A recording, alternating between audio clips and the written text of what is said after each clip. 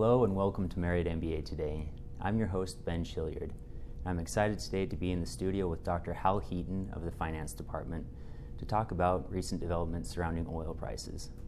Dr. Heaton received an MBA from BYU, a Master's of Economics degree from Stanford University, and a PhD in Finance from Stanford University. Thanks for being with us, Dr. Heaton. Thank you for having me. Absolutely. So to start off, in the media we often hear about the price of a barrel of oil. What price are they referring to? The answer is it depends. In the United States, it's typically West Texas Intermediate. The reason they choose that is because there's a futures contract on West Texas Intermediate. In Europe and sometimes in the U.S., they're in reference to North Sea Brent crude because there's a futures contract traded on that, certainly in the London Financial Futures Exchange, but there's also one traded in the United States as well. So you've got to know the context in which they're speaking to know which one they're in reference to. In terms of what price, it's typically the very nearest term futures price. Hopefully there's one within about a week that's maturing within about a week, and the financial futures markets trade very heavily, and so that's probably the most robust price. So they're typically referring to a short-term forward price, futures price, and either West Texas Intermediate or North Sea Brent. So in terms of the control of the prices, we've seen that in the last 40 years, members of OPEC have limited the supply of oil to prop up prices when they fall. So what's different this time? Well, the one who has limited price has been Saudi Arabia. The others desperately need the cash flow, and so they have not tended to limit price. So they say they will, but then they'll cheat. They've been cheating for years on that. It's typically Saudi Arabia. The thing that's different this time is that typically Saudi Arabia would have cut production at $80 a barrel, but they chose not to. They have not said why, but the media and others are inferring based on conversations with people in the Saudi Arabian government that Saudi Arabia is very concerned about the massive increase of oil production in the United States. It's almost tripled in the last few years. Now, we're still heavily dependent on imported oil, but instead of getting 60%, we're now maybe 30% of the oil we need is imported. And that means that Saudi Arabia has much less power than it used to. So instead of cutting production this time to maintain the price at $80 a barrel, they have simply let the price fall.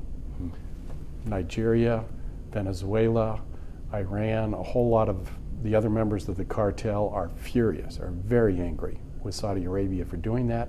They desperately need the money.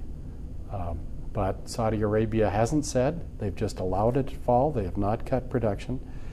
But people are speculating it is to discourage what's called hydrofracturing in the United States. It's a new technology that has just expanded the amount of oil in the United States dramatically. Now, looking at the economy in general, are low oil prices good? And who are the winners and losers? Well, overall, on net, it is definitely good. There are, of course, some people who are hurt. But it's good for consumers because they have a lot more money to spend on other goods, which means it's good for the producers of all those other goods that people spend money on rather than oil. It's certainly good in terms of budgets and cost. Transportation's a large portion of the cost of any product. So when the price of or cost of transportation falls, it tends to reduce the cost of other products, reduces inflation. So generally it's good. Now, for those whom it hurts, they tend to be the producers of oil. And so we've seen dozens of rigs. There's about 2,000 rigs in operation, and we've seen dozens of them idled in the last few months since the price of oil has fallen.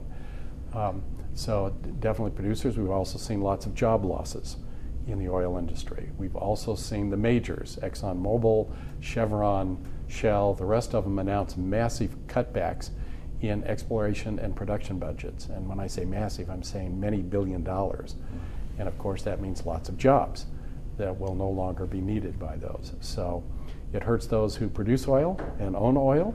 It helps everybody else. Now, regarding the environment, energy from coal and oil produce large externalities such as pollution. And as an economist, would you be in favor of a carbon tax?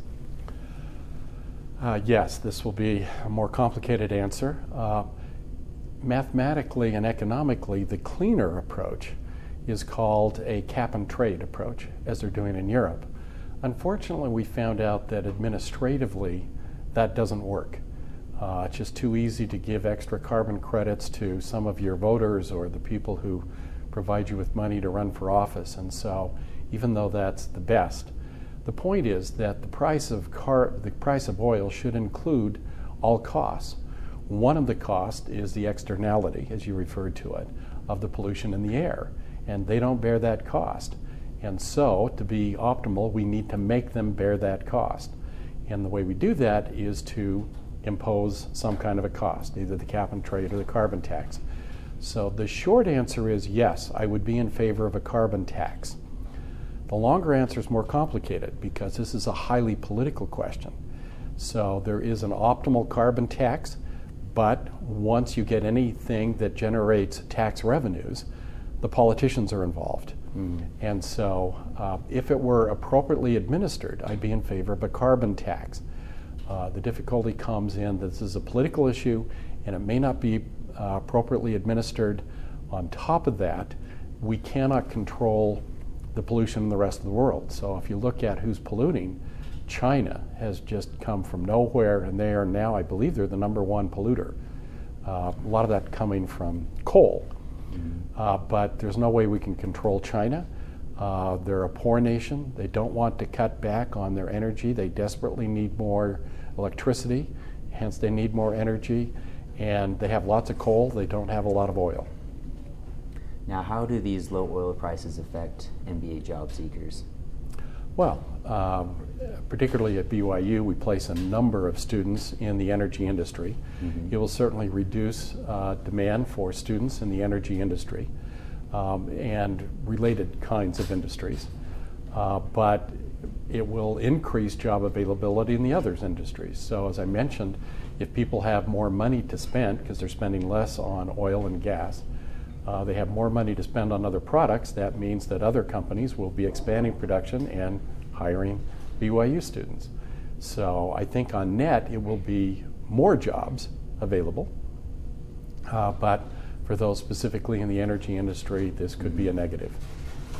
Great. Well, we really appreciate your time and going through your analysis for the oil and the economy.